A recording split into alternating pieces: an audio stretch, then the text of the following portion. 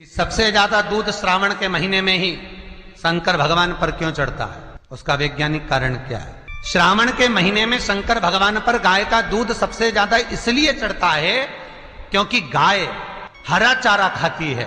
बारिश होने लगती है आषाढ़ से तो हरा चारा खाना गाय चालू कर देती है, और गाय जब हरा चारा खाती है तो उस हरे चारे में हो सकता है कोई जीव हो, कोई झिंगुर हो, कोई ऐसा जीव हो जहरीला, और वो गाय उस चारे को खाते खाते उसके शरीर में हरे चारे के रूप में वो विषधर जीव भी चला जाता है।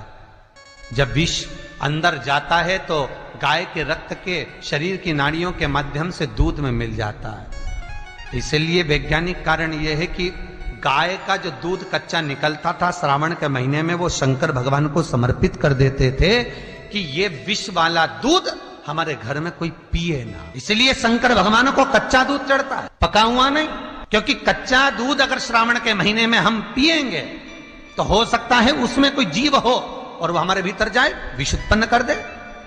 इसलिए श्रावण में पका हुआ दूध गर्म कर कर उसको पिया जाता है, पर शंकर भगवान को कच्चा समर्पित किया। विषधर को विष ही धारण हो सकता। शिव की आराधना दक्षिण की ओर से बैठकर उत्तर की ओर करें, पूर्व की ओर से बैठकर पश्चिम की ओर करें, पश्चिम की ओर से बैठकर पूर्व की ओर करें, उत्तर की ओर से बैठकर दक्षिण की ओर करें। शिवलिंग तो चारों तरफ से गोल है, उसका फल क्या क्या? प्रश्न अच्छा है, प्रश्न बहुत अच्छा है। पूर्व से पश्चिम की ओर, पश्चिम से पूर्व की ओर। अगर मान लो शिवालय में आप जा रहे हैं, आपका मुख पूर्व की ओर है, आप शंकर जी की आराधना कर रहे हैं, तो वो भाग भगवान शंकर पार्वती जी के साथ स्वीकार करते हैं। आप जो मांग रहे हैं वो मिलेगा, प्राप्त होगा। आपका मुख अगर पश्चिम में आप जाकर बैठ रहे हैं और पूर्व का मुख है तो आपको मिल रहा है, और पूर्व से पश्चिम की ओर यदि आपका मुख है और आप भगवान को कुछ दे रहे हैं तो वहां शंकर पार्वती और गणेश का स्मरण चढ़ाओगे मिलेगा। उत्तर से दक्षिण की ओर मुख कर कर बैठकर आप शिव की आराधना कर रहे हो, कार्तिकेय गणेश पार्वती शिव को प्राप्त कर रहे हो, आपका दिया गया भाग पितरों को भी प्राप्त होता।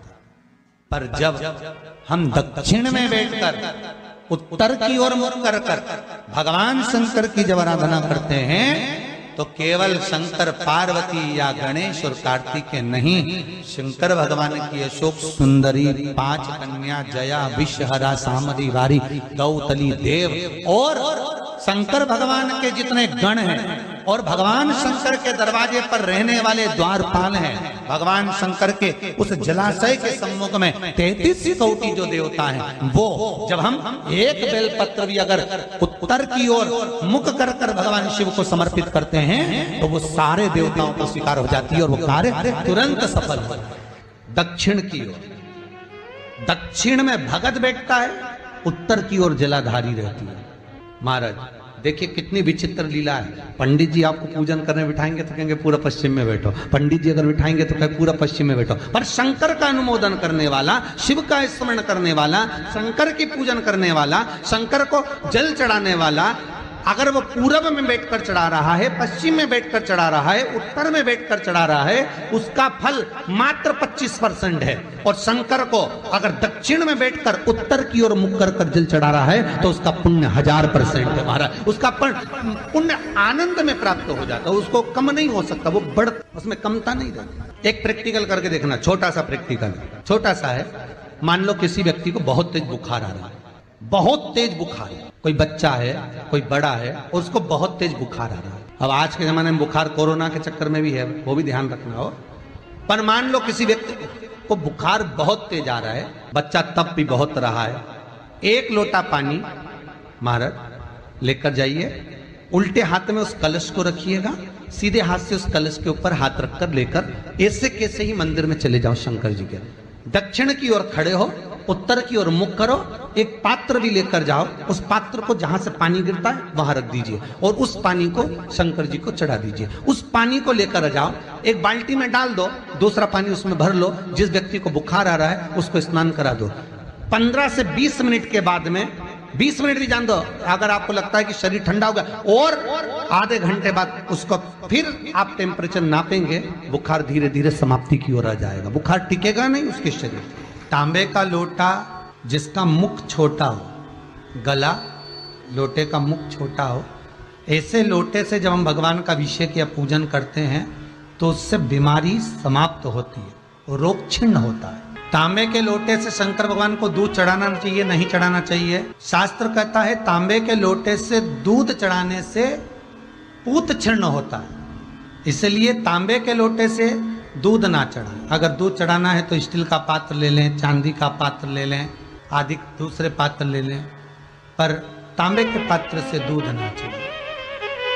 फिर तुलसी के गमले में पानी बिना नहाए नहीं डालना चाहिए क्या?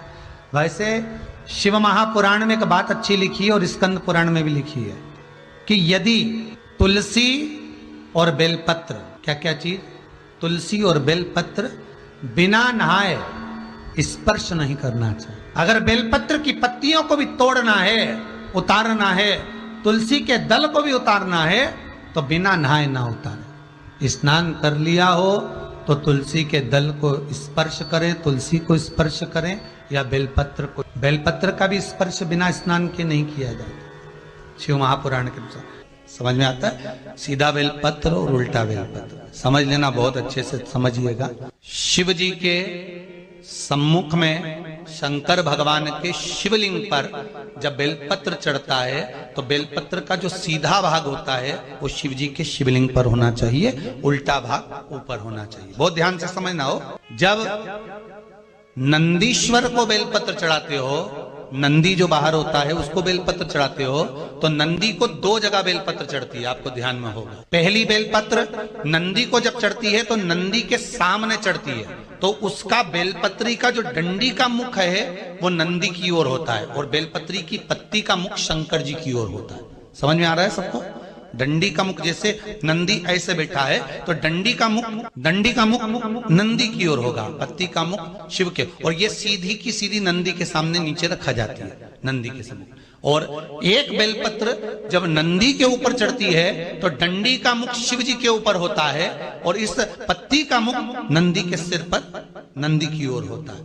ये दोनों में बहुत अंतर है महाराज। जैसे कोई बच्चा कोई कंपटीशन एग्जाम के लिए जा रहा हो या कोई परीक्षा देने के लिए जा रहा हो, पढ़ाई करे, स्मरण करे, तैयारी करे, वो अपनी जगह पर है। और ऐसा नहीं होता कि बच्चे पढ़ते नहीं है या तैयारी नहीं करते हैं। इसके बाद भी अगर उनका इंटरव्यू में पास नहीं होते या एग्जाम में पास नहीं होते तो उसके लिए ये दोनों बेलपत्री बड़ी काम करती है। बहुत ध्यान देना, जो नंदी के सामने बेलपत्र रखकर जाना, शिव जी के सम्मुख में बेलपत्र रखकर जाना, मतलब नंदी के सम्मुख में जब रखाएगी तो डंडी, जम के बोलिए, कहां होना चाहिए?